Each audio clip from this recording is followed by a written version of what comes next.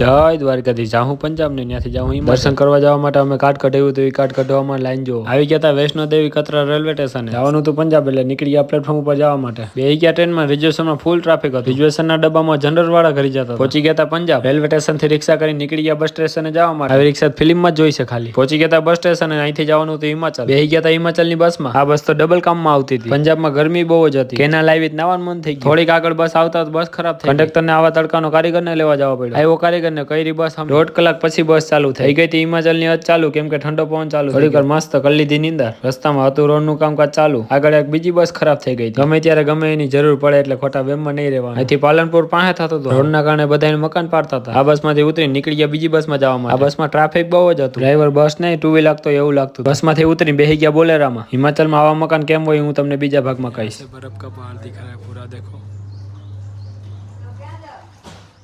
सबसे बड़ा पर्वत।